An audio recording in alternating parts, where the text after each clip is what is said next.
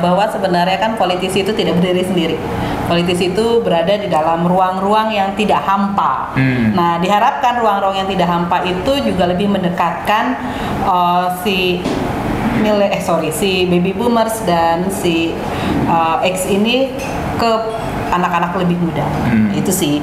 Jadi memang tantangannya di sana ya. Bagaimana pendekatan politik pasti beda. Pendekatan untuk sosialisasi pasti beda. Karena mereka Halo, selamat datang kembali dalam acara podcast kita Ampik Cendekia. Jarang-jarang nih, sekarang biasanya yang di sebelah kiri yang mulai acara. Sekarang kasih saya katanya. Kita akan bicara tentang apa nih Pak Gede? Bicara apa deh? Cocok gak jadi host? Cocok ya, semoga ya. Dibajak sama narasumber. Pak Gede Suandana. Mbak Amanda. Mbak Amanda ini teman seperjuangan waktu kita sama-sama jurnalis. Jadi bajak-membajak udah biasa gitu kan. Dari bajak liputan gitu, bajak sepeda motor saat kita liputan gitu, sampai podcast sendiri dibajak. Saling mengisi. Tepatnya. Ya. Gimana kabar Manda? Baik Pak Gede. Sekarang panggil Pak Gede-gede aja ya. Kalau dulu panggilnya Manda. Iya. Sekarang udah aktif di kampus, panggil Manda juga tuh, Ibu Manda. Manda juga, tidak pernah berubah dong. Tidak pernah berubah. Berarti panggilnya sini Gede juga ya. Oke, saya panggilnya Gede. Baik.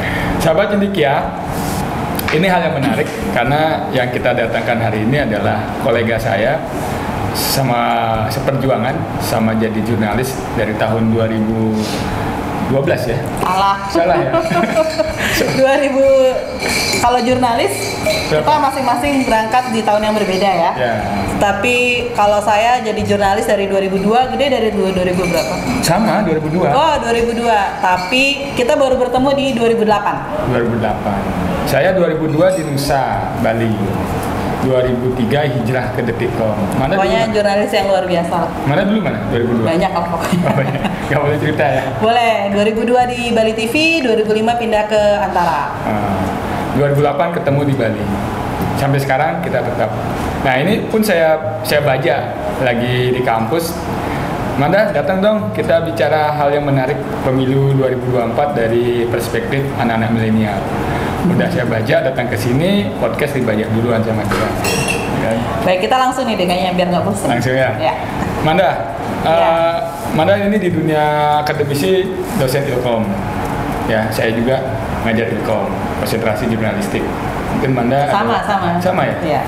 Nah, pasti kita sering banyak bertemu dengan hal-hal yang berbau dengan dunia digital. Kemudian di pemilu 2024 ini banyak sekali yang berpikir bahwa kaum zilenial ini adalah lumbung suara. Dan mereka adalah anak-anak yang selalu bersahabat dengan layar 5 inci HP gitu kan. Jadi semua jendela informasi tidak lagi masuk ke kamarnya, tapi sudah dalam genggaman. Menurut Manda, bagaimana fenomena ini dikaitkan dengan perilaku kaum zilenial sama pemilu nanti 2024? Mereka nanti akan jadi lumbung suara atau mereka justru yang punya kontribusi besar membawa perubahan besar terhadap Indonesia nanti? Karena suaranya hampir berapa ya? Kalau milenial sendiri sekitar 23%-an kurang lebih ya. Mohon maaf kalau salah.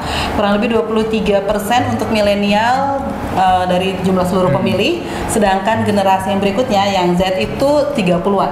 Jadi kalau di total itu sekitar 53% suara anak-anak milenial dan anak-anak Z. Berapa persen? 53. Itu dari populasi atau pemilih? Pemilih. Wow, sudah pemilih ya? Ya kan masih berjalan ya. Ya, artinya sudah diperkirakan. Artinya kalau satu saja kandidat dipilih oleh semua anak milenial menang gitu kan? Menang. Berarti presidennya presiden milenial dong berarti kan? Kalau mereka satu suara. Iya. Gitu kan? Ya. Pokoknya hati-hati nih para politisi yang sudah masuk golongan X 40 ke atas ya. Sama generasi baby boomers. Iya, baby boomers bisa jadi gini, demografi bisa dijelaskan mana? Nggak bawa catatan nih.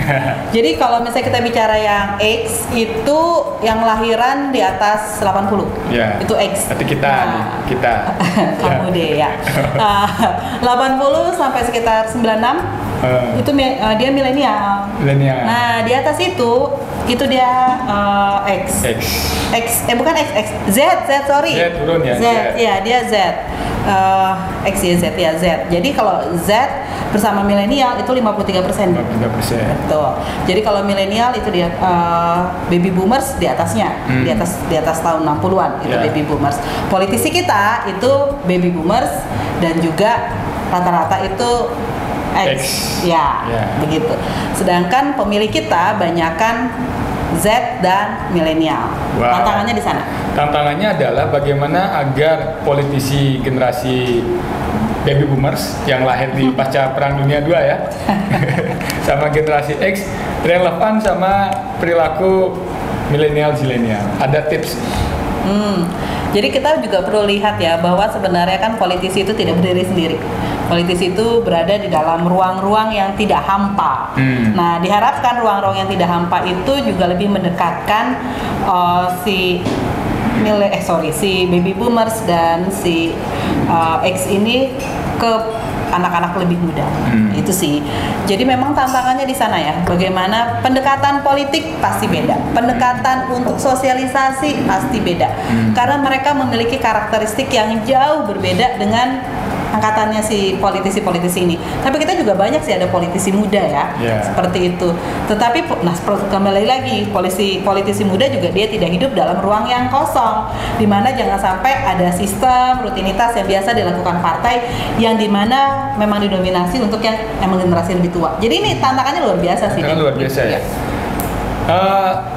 Saya membayangkan bagaimana nanti perilaku kampanye para politisi baby boomers dan generasi X ini agar dia relevan sama keinginan dari generasi Z dan X. Jadi gini, kita dosen komunikasi ya. Jadi kadang yang terpenting itu adalah bukan kontennya atau bukan pesannya, tetapi bagaimana pesan itu disampaikan. Nah, itu yang terpenting deh. Jadi bagaimana si politisi ini dapat menggunakan cara-cara kreatif untuk menyampaikan pesannya. Pesannya pasti kan sama, pilihlah saya. Sama kan? Iya, sama pesannya. Tetapi bagaimana mereka menyampaikannya itu yang menjadi tantangan. Menjadi penting juga untuk si anak milenial atau kamu bilang tadi zilenial itu yang baru, ini lucu nih, ini beda nih. Nah, bagaimana caranya itu yang menjadi tantangan. Kalau kontennya kan pesannya sama, pilih saya gitu. Pilih saya punya program ini gitu kan. Pasti kan sama programnya ini bla bla bla, tapi bagaimana cara dia kemudian menyampaikan kontennya dia yang berbeda, yang sesuai dengan kebiasaan, keinginan, dan juga bisa diterima oleh Mil dan Zil ini. Gitu. Oke, saya ambil contoh nih, Manda. Kita amati beberapa tokoh politik yang generasi baby boomers sekarang bermain TikTok, gitu kan. Contoh lah, sebut nama misalnya Erick Thohir, gitu kan, Sandiaga Uno, kemudian kadang Puan juga, gitu kan, kadang Anies juga, gitu. Yang paling seru bahkan Ridwan Kamil tuh seru juga kadang kan. Nah, mereka sebetulnya sudah berhasil nggak membangun komunikasi yang intim lewat media sosial dengan kaum yang muda ini. Jadi itu usaha yang perlu kita apresiasi dulu ya. Jadi mereka ingin mendekatkan, mereka punya akun TikTok. Beda nih, punya akun TikTok sama main TikTok ya jadinya ya. Jadi kalau punya akun TikTok ya kegiatannya mereka diupload di TikTok dalam bentuk video. Tetapi kalau real dari TikTok-nya sendiri itu kan dimana dia menggunakan lagu dari yang lain, yang lagi FYP dan segala macam diganti-ganti yang lainnya, itu yang belum kita lihat kan. Tapi memang sepatutnya para politisi ini kan tetap harus punya citra ya. Jadi tidak boleh tiba-tiba ya, kita nggak bisa bayangin misalnya salah satu politisi kita gitu ya, baby boomers terus goyang-goyang gitu kan, antara terlalu memaksakan gitu kan. Milenial juga tahu mana yang sebenarnya, milenial dan zilenial juga tahu mana yang pure, mana yang tidak, mana yang genuine gitu ya. Iya, seperti itu. Jadi yang bahasa Bali matah kadang gitu. Jadi kalau misalnya ya kayak Ridwan Kamil, kemudian siapa ya yang banyak Erick Thohir kayak gitu, itu kan memang video-video kegiatannya dia yang tentu saja saya yakin bukan beliau yang buat gitu kan, timnya yang buat. Nah, tim-tim ini yang saya yakin banyak dari memang mengangkat anak-anak milenial dan zilenial yang lebih mendekatkan. Sah-sah saja sih gitu kan, gitu. Terkadang gini tangkapannya sekarang itu natural atau tidak, pesannya nyampe atau tidak. pesannya mudah ditangkap oleh milenial atau tidak, gitu kan? Dan Sekarang mereka tertarik atau tidak? Sekarang karena ini masih setahun nih, Ya. ini masih setahun. Kita belum, Berpemanasan, Bu, ya? iya. Kalau setahun ini biasanya mereka yang baru main TikTok atau yang politisi-politisi ini baru awareness aja. Awareness. Masyarakat tuh biar tahu ada kita, Ya. gitu. Anak muda biar tahu ada kita. Nah, baru sampai di sana nih. Langkah gitu. keduanya yang belum. Langkah kedua dan Knowledge. berikutnya belum karena kan ini masih cair ya. Baru satu partai yang menentukan siapa capresnya dan yang lainnya. Bisa dikasih tahu mana bocoran kalau misalnya nih politisi mau sampai dia dipilih ya, kan ada tangganya nih, Iya. ada awareness, kemudian knowledge, apa lagi? Beda 3 SKS nanti kasih. Jangan. jangan. Tapi nanti mereka sudah punya tim-tim kampanye yang hebat-hebat lah ya. Seperti itu gitu kan. Atau bisa nyewa Atau gede Suardana. itu jadi gitu ya. sudah jadi konsultan. enggak, belum. Jangan. Nah, jadi memang ada tahapannya, nanti juga ada juga mereka juga bagaimana komunikasi selama ini cukup terbangun atau tidak, dan mulai dari sekarang seperti halnya sebuah pencitraan, kita pencitraan itu baik-baik aja kok. Misalnya untuk membuat image gitu ya, itu bukan konstan satu malam. Kalau saya belajar dari ahli PR Indonesia, dia cerita tentang pencitraan itu seperti orang bikin kue. Jadi nggak hanya icingnya aja yang bagus, nggak hanya hiasannya aja yang bagus, dalamnya, bolunya juga diharapkan juga apalah kuenya di dalam juga bagus, enak, nikmat. Nah itu kan nggak gampang. Jangan sampai begini, packagingnya bagus, gitu kan? Tapi begitu diteliti lagi, dicek lagi, ternyata nggak sesuai kan? Betul. Kalau kita bahasa Bali tenjaran gitu ya. Luarnya mulus, dalamnya pesak, nggak sesuai. Kalau kayak jajan kan enak, luarnya enak, dalamnya enak gitu kan. Nah, itu sih. Oke, itu tantangan dari politisi. Menurut Manda sekarang, kalau kita melihat anak muda, bagaimana dia supaya ikut berkontribusi dengan memanfaatkan dunia digital yang mereka geluti sekarang, yang ada di genggamannya. Bagaimana milenial ini berkontribusi? Jadi kalau saya boleh cerita ya, anak muda, jangan milenial lah. Milenial itu kan usianya udah cukup tua ya sekarang ya. Dia sekitar 30-an lah ya gitu kan. Jadi kalau kita milenial itu sebenarnya sudah cukup matang sepatutnya gitu kan. Kalau yang zilenial ini maksudnya sekarang gini, anak-anak muda ini memang kalau dari data ya, jadi kalau ada data dari Microsoft tahun 2021 itu bicara bahwa sebenarnya tingkat keadaban, tingkat etika di media sosial, di dunia maya itu secara global dia membaik, tetapi tidak dengan Indonesia. Indonesia itu drop dia drop. Terus kalau kita berkaca dari dunia global, ternyata anak muda itu berperan. Jadi bagaimana menjaga keadaban dunia maya itu ternyata anak muda berperan. Kalau di global, di Indonesia angkanya 0 besar. Oh ya? Iya, 0 besar. Jadi ternyata anak muda bicara gini, ya kita tidak berkontribusi, tapi kita juga tidak berkontribusi negatif, karena yang berkontribusi negatif rata-rata masih yang generasi X dan baby boomers ternyata, older, yang senior citizen kita bilangnya gitu kan. Senior citizen. Nah, jadi yang sebenarnya kita juga banyak organisasi dan juga penyelenggara sendiri sangat berharap anak-anak zilenial ini itu juga mulai banyak lebih bersuara, lebih berkolaborasi dengan yang lain gitu ya, untuk membuat tidak hanya pemilu, tetapi dimulai dari speak up dengan kekuatan mereka di gadget-gadgetnya seperti itu. Nah, tapi kan sekarang kita lihat sendiri ya bahwa tidak mudah, anak muda itu cenderung enggan untuk bersuara di WA group contohnya seperti itu. Nah, kita sedang mencoba untuk mengajak anak muda ikut berperan. Maksudnya jangan takut. Misalnya nih, misalnya isu sosial misalnya. Isu sosial apa misalnya ya? Isu sosial, isu korupsi misalnya di dunia pendidikan, kan? Misalnya, atau isu sosial lingkungan misalnya begitu, yang dekat dengan mereka, tapi terkadang anak zilenial ini tidak ikut bersuara di situ. Ya, karena mereka punya keengganan. Jadi mereka punya keengganan, hal-hal yang kita bisa lihat, mereka paham, mereka tahu ada masalah, mereka tahu bahwa ini penting seperti itu. Tetapi saat mereka untuk ngomong di WA group mereka enggan karena jangan lupa budaya kita patriarki dan juga punya struktural hierarkis, bukan patriarki, hierarkis, di mana sama orang tua kita harus sopan, tidak boleh melawan, ya kan? Sedangkan di WA group itu kan nggak hanya bapak ibu kita, kan ada keluarga besar kan. Jadi kalau melawan nanti nggak enak seperti itu. Jadi mereka lebih banyak memilih diam pada akhirnya gitu. Itu juga yang kita suka bilang, kita di jaring literasi digital suka bilang enggak dong, kamu nggak boleh hanya diam. Tapi kita takut dosa, takut pamali lah, takut apalah gitu. Terus caranya yang bagaimana itu yang kita coba ajarkan. Misalnya nih, bagaimana yang pengalaman yang sudah dilakukan? Jadi misalnya om kita ya, tante gitu atau siapa itu nyebar hoax nih gitu kan. Nyebar hoax, kalau kita langsung bilang tuh di WA group misalnya ya itu hoax gitu kan, atau om itu hoax, itu kan om pasti kan biasa langsung defensif, defensif atau pride-nya kena gitu kan, harga diri lah segala macam. Jangan main di sana lewat japri gitu kan.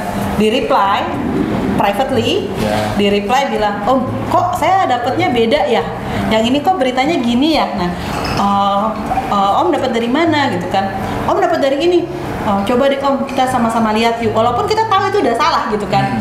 Terus dia bilang ini kayaknya salah ya om ya, iya ini salah, iya benar om benar kalau ini salah. Jadi kita mengembalikan bahwa itu adalah itu. Berarti nah baru nanti dia suruh ngomong sendiri di WA group. Berarti yang dilakukan adalah bagaimana mengajari mereka untuk bisa speak up, menyampaikan dengan cara yang santun, dengan cara-cara santunnya Indonesia. Ketimuran lah. Nah, ya apalagi di Bali ya. Iya, ini kan mantan. Aji ya Niki. Iya, itu kan kita kayaknya kan salah.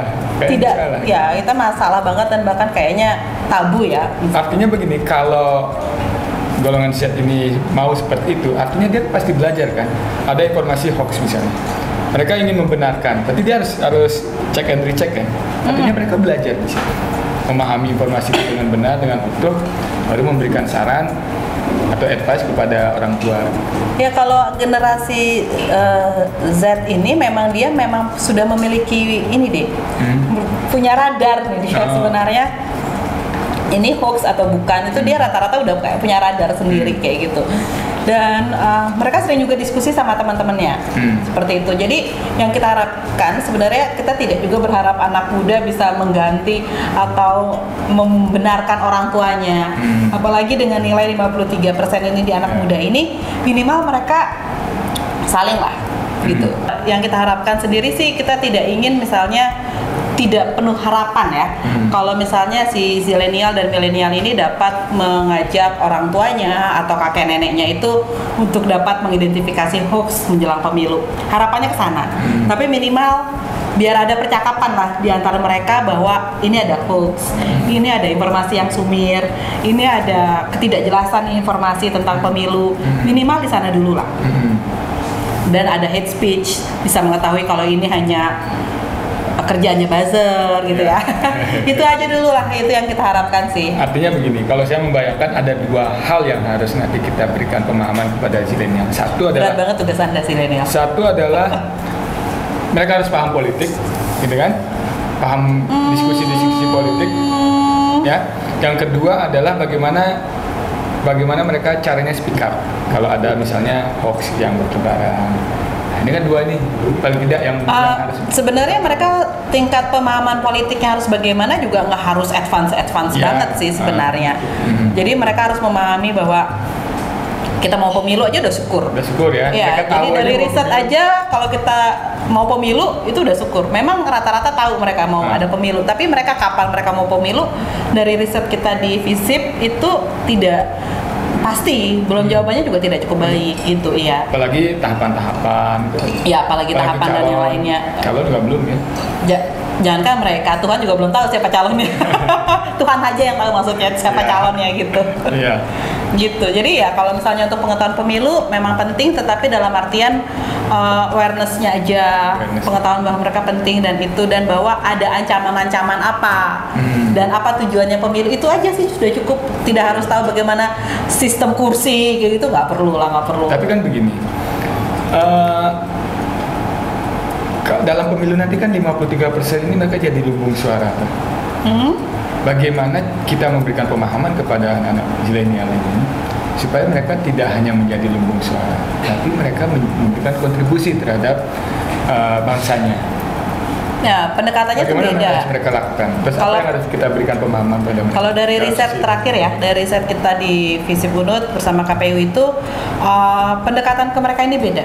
Jadi kalau misalnya kita juga salah satu pertanyaannya, apakah Anda akan memilih? Nah, data terakhir itu menunjukkan sekitar 15% menyatakan mereka belum tahu apakah akan menggunakan hak pilih atau tidak. Terus 2,8% menyatakan tidak menggunakan hak pilihnya. Itu kan 18%, hampir 20%. Banyak. Iya, banyak. Nah, tapi ternyata kalau kita nih, kaum kita nih berpikir nih anak-anak muda jangan-jangan apolitis. Jangan-jangan anak muda ini tidak percaya pada sistem. Ini salahnya politisi lah segala macam dan pemerintah lah segala macam. Ternyata enggak. Saat kita dalami lagi, kenapa sih kalian belum tahu mau menggunakan hak pilihnya apa tidak? Jawabannya banyak yang sangat taktis dan sangat teknis. Contohnya, satu, mekelo nyanan ngantosan di Banjar. Lama nanti katanya nunggu di TPS di Banjar. Itu kan sangat taktis ya, sangat teknis gitu. Yang kedua, nyahne pelih, takutnya salah nanti milihnya gimana caranya itu takut salah. Jadi mereka tahu mereka harus milih, tapi mereka lebih takut lama segala macam. Ternyata banyak sekali alasan-alasan teknis, bukan idealis ataupun yang itu loh deh. Jadi kita selalu berpikir bahwa anak muda pasti apolitis, enggak juga kok mereka gitu. Cuma sekarang tantangannya begini, anak muda itu apakah memilih berdasarkan keinginannya dia, bahwa apa yang diinginkan itu sesuai dengan tokoh yang akan dia tuju, atau dia memilih nanti berdasarkan struktural itu, meme apa milih apa ya bareng. Kalau di masyarakat tradisional kayak di Bali, riset kita masih menunjukkan bahwa mereka melakukan diskusi-diskusi politik dengan keluarga. Tidak dengan teman. Kalau dengan teman itu bercanda dia jadi bercanda. Lucu-lucuan. Tetapi untuk ngomong lebih serius seperti itu memang bersama orang tua. Untuk di Bali.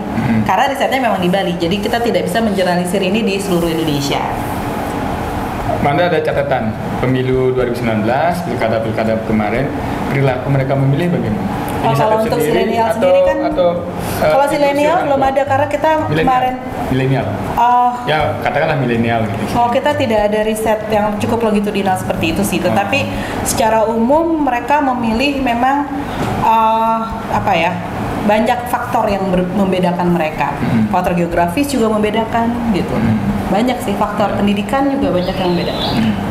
Yang terakhir nih, pesan Manda bukan pesan sih, tips trik gitu kan kepada kaum politisi, kaum baby boomers generasi X supaya bisa relevan dengan kaum milenial zilenial, dan saran kepada adik-adik milenial zilenial agar mereka punya kontribusi yang positif dalam pemilu 2024. Jadi